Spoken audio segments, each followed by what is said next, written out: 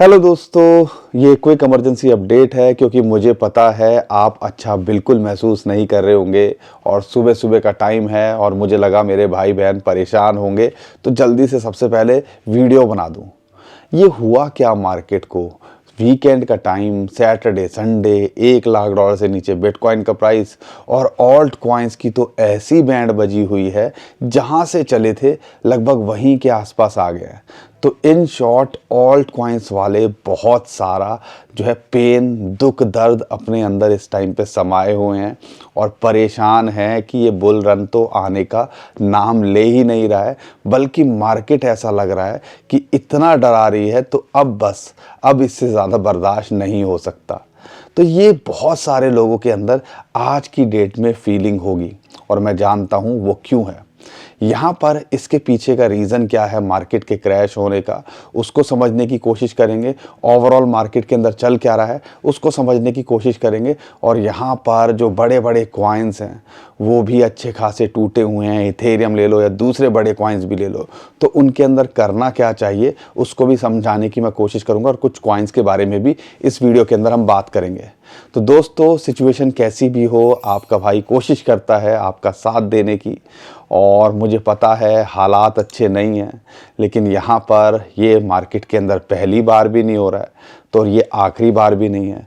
हमें इसके साथ चलना पड़ता है और सिचुएशन को समझ के चीज़ों को करना पड़ता है, अपने आप को ढालने की कोशिश करनी पड़ती है। सुबह सुबह उठा हूँ, आपको देखने से शक्ल से लग भी रहा होगा, लेकिन मुझे लगा जल्दी से वीडियो बना दें तो मैं आपके सामने वीडियो हाजिर कर दी है। तो वीडियो को, चैनल को सब्सक्राइब कर लीजिएगा, वीडियो को लाइक और शेयर कर दीजिएगा। मन नहीं करता है ऐसी सिचुएशन में करने का, लेकिन क्या करें, हमें भी तो मोटिवेशन चाहिए ना, ताकि हम भी आपके साथ लगातार बने रहें। लेकिन यहाँ पर जो समझने की बात है, मार्केट के अंदर क्रैश हुआ क्यों, उसके पीछे एक थ्योरी बोली जा रही है कि जो क्रैकन है वो जो है USDT और जो 4 और डिफरेंट स्टेबल कॉइन है उनको डीलिस्ट करने वाला है यूरोप के अंदर, क्योंकि वहाँ की माइका जो रेगुलेटरी अथॉरिटी है उसके कंप्लायंस करने के लिए। अब इसकी वजह से क्या इतना बड़ा प्रेशर हो सकता है कि मार्केट के अंदर इतना पैनिक आ जाए और यहाँ पर मार्केट बिटकॉइन $1 लाख के नीचे और ओवरऑल क्रिप्टो करेंसी मार्केट इतनी नीचे चली जाए? क्योंकि मैं कोशिश कर रहा था सर्च करने की, मैंने आधा एक घंटा लगाया। एक आंख खुली हुई थी, एक आंख बंद थी कि मार्केट के अंदर सुबह सुबह उठे तो हुआ क्या। लेकिन फिर भी कोशिश करी कि देखूं मार्केट के अंदर एक बड़ा कोई रीज़न मिल जाए जिसकी वजह से क्रैश हुआ हो, लेकिन ऐसा तो कुछ नहीं मिला। तो फिर बात समझ में आई, वीकेंड का टाइम, वाइट कॉलर बाबू है नहीं मार्केट के अंदर। वाइट कॉलर बाबू यानी कि जो बड़े बड़े इंस्टीट्यूशंस, वेल्स, खासकर USA के अंदर बात करते हैं, वो है नहीं। मैनिपुलेटर्स को मौका मिल गया यहाँ दबाने का। और आप ऑब्जर्व करना, पिछले 1-1.5 महीने से यही चल रहा है। वीकेंड के टाइम पे मार्केट के अंदर प्रेशर आता है, ऑल्ट कॉइन्स के अंदर, बिटकॉइन के अंदर, और वीक डेज के अंदर मार्केट भागती है। और यहाँ पर ब्लैक रॉक भी नहीं है, फिडेलिटी भी नहीं है, तो भैया मार्केट को संभाले तो इस टाइम पे संभाले कौन? तो ये एक रीज़न समझ में आता है कि मैनिपुलेशन बहुत ज़्यादा हावी है और इंस्टीट्यूशंस डिप में बाइंग करने की कोशिश करते हैं। आपने अगर देखोगे बिटकॉइन ETF वालों का डाटा तो आपको समझ में आएगा, थर्सडे और फ्राइडे को अकेले ब्लैक रॉक ने 3-3 हज़ार बिटकॉइन खरीदे। सैटरडे संडे आ गया, मार्केट के अंदर वो है नहीं और इनको मौका मिल गया मार्केट को दबाने का, और ऑल्ट कॉइन्स अच्छे खासे यहाँ गिरते देखने को मिल रहे हैं। इसको एंटिसिपेट किया था जो कि रिच डैड पुअर डैड के ऑथर हैं रॉबर्ट कायोसाकी। उन्होंने बोला था कि डेप्ट की वजह से हो सकता है बिटकॉइन, सिल्वर, गोल्ड भी क्रैश करता देखने को मिले, और वो चीज़ अभी हमें देखने को मिल रही है। उन्होंने कल ये बात करी थी, लेकिन कोई ऐसा ठोस रीज़न नहीं निकल के आ रहा है जिसको हम देखें और बोले कि यार इसकी वजह से इतना बड़ा क्रैश देखने को मिला। क्योंकि बिटकॉइन की डोमिनेंस देखो, बिटकॉइन अब $1 लाख के ऊपर पहुंच चुका है। अब $1 लाख पे 1,05,000 से 4-5% ही टूटना ऊपर नीचे लगता है। अगर ये चीज़ 15,000 पे होती, 5% टूटती तो लगता है यार अच्छा खासा टूट गया है। लेकिन हमें बिटकॉइन को ज़्यादा टूटते देखने की आदत नहीं है, और बिटकॉइन टूटता है तो ऑल्ट कॉइन्स तो ऐसी डुबकी लगाने पर आ जाते हैं, ऐसा लगता है कि भैया उनका तो कोई लेवल ही नहीं है। और इस टाइम पर सबसे ज़्यादा दुख जो दे रहे हैं वो जो दूसरे क्रिप्टो करेंसी है वो दे रहे हैं, और वो भी अच्छा खासा डबल डिजिट के अंदर यहाँ गिरे हुए हैं। तो उनके बारे में आगे बात करूंगा, लेकिन जो मोटी मोटी न्यूज़ निकल के आ रही है वो यही है कि क्रैकन को लेके और मैन्युपुलेटर्स हमें जो लगता है वो हावी हैं और नया हफ्ता शुरू होगा। और हिस्टोरिकली डाटा को भी देखते हैं, फरवरी का महीना है, सबसे बड़ा महीना होता है बिटकॉइन और क्रिप्टो करेंसी के लिए। अगर बिटकॉइन के हिस्टोरिकली डाटा को देखते हो तो शायद 2 बार ही एक ऐसा मौका आया है जब इसने नेगेटिव रिटर्न दिया है, नहीं तो हमेशा ये पॉजिटिव के अंदर रहा है। और इंटरेस्टिंग बात क्या है, इथेरियम जो इस टाइम पे लूटा पीटा देखने को मिल रहा है, उसने सिर्फ हिस्ट्री के अंदर एक बार ही, अपने जब से ये लॉन्च हुआ है, एक बार ही फरवरी के अंदर नेगेटिव रिटर्न दिया है, नहीं तो हमेशा ग्रीन के अंदर रहा है।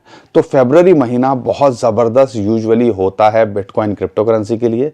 इस बार होगा कि नहीं होगा आने वाला टाइम बता ही देगा, लेकिन हमने अक्सर ये देखा है कि नवंबर ले लो, दिसंबर ले लो, जनवरी फरवरी को भी ऑब्जर्व करोगे तो यहाँ पे अक्सर जो शुरुआत होती है पहले हफ्ते की, उसके अंदर मार्केट को क्रैश किया जाता है और फिर मार्केट को यहाँ बढ़ाया जाता है। ये भी एक ट्रेंड हमने नोटिस किया है पिछले 5-6 महीनों के अंदर देखने को मिला है। लेकिन जो इम्पॉर्टेंट बात निकल के आ रही है, बिग वेल्स की एंट्री के लिए मैन्युपुलेशंस काफ़ी हावी हो जाती हैं और ये चीज़ हमें इस टाइम पे देखने को मिल रही है। लेकिन क्या बुल रन बिटकॉइन को लेके ख़त्म हो गया है? जो क्रिप्टो क्वांट के सीईओ हैं उन्होंने एक चार्ट शेयर किया है। नहीं, अभी हमने बिटकॉइन का टॉप नहीं देखा है, और बिटकॉइन का टॉप नहीं आया तो समझ लीजिए बुल रन तो आया ही कहाँ है। ऑल्ट कॉइन्स तो फॉलो करेंगे ना उसको आने वाले टाइम के अंदर। तो अगर देखते हैं 2021 का पैटर्न, जब ग्रे स्केल जो इंस्टीट्यूशंस है वो लगातार बाइंग कर रहा था, और जब उसने 2 महीने तक बाइंग नहीं करी तो फ्लैट रहा, उसके बाद हमने यहाँ पर बुल रन का टॉप देखा। तो यहाँ पर अगर इस बार अभी उस चीज़ को समझते हैं तो बुल रन का टॉप नहीं हुआ है, क्योंकि ब्लैक रॉक हो, फिडेलिटी हो, दूसरे इंस्टीट्यूशंस हो, वो लगातार बाइंग यहाँ कर रहे हैं। और अभी वो स्टेज आई नहीं है जब उन्होंने बाइंग बंद कर दी है। और बाइंग बंद करने के बाद में भी 1-2 महीना जब वो सेलिंग के लिए या बोलेंगे अपने लोगों को कि भैया माल निकाल लो, तब शायद हमें यहाँ पे ये सोचना चाहिए कि बुल रन का टॉप हो गया। यानी कि इन शॉर्ट अभी बहुत कुछ होना बाकी है, लेकिन ऐसे हालात कर देते हैं इस टाइम पे कुछ समझ नहीं आ रहा होगा। और मैं जानता हूँ ये फीलिंग मुझे भी इस टाइम पे होती है, क्योंकि 1.5, 2, 2.5 साल आप टिके रहते हो, कुछ कॉइन्स के अंदर बने रहते हो और वो घूम फिर के वहीं आ जाते हैं। तो भैया फिर तो मन करता है, गुस्सा ऐसा आता है कि छोड़ छाड़ के सब भागो यार। और ये चीज़ दिमाग ख़राब करने वाली है, लेकिन ये हमारे साथ में भी होता है। तो इन सारी चीज़ों को हमने लेके चलना है। लेकिन ये मत भूलिएगा यूएस से बिटकॉइन को लेके क्या कर रहा है, और यहाँ पर ये मत भूलिएगा उनकी स्टेट्स भी उस लेवल पे पहुँच गई हैं कि अब वो फुल रिजर्व के अंदर प्लान कर रही हैं। और एक नहीं 10 स्टेट हैं जो इसके ऊपर ऑलरेडी काम करना शुरू कर दिया है।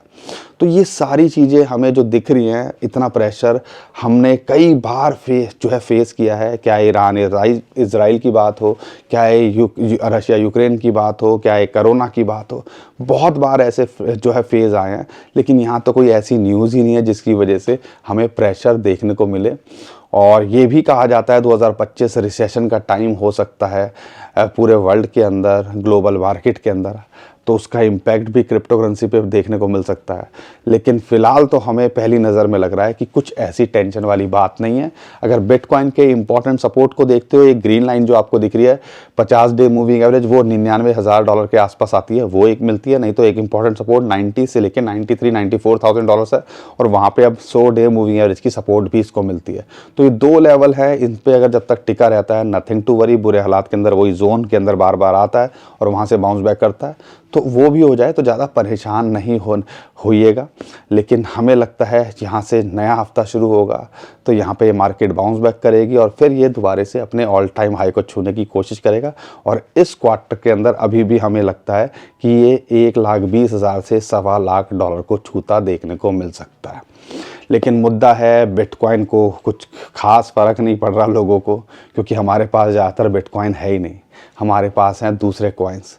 लेकिन हमारे एफर्ट्स देखने अगर आपको दिखते हैं, हम कोशिश करते हैं साथ देने की।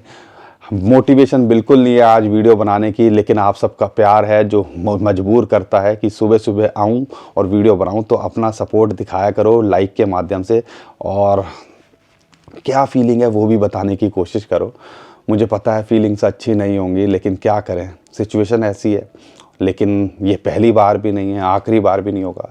लेकिन जो मुझे लगता है ये सब टेम्परेरी होता है, देर सवेरे में मार्केट रिकवर हो जाएगी तो ये वाले क्रैश कोई याद भी नहीं करेगा।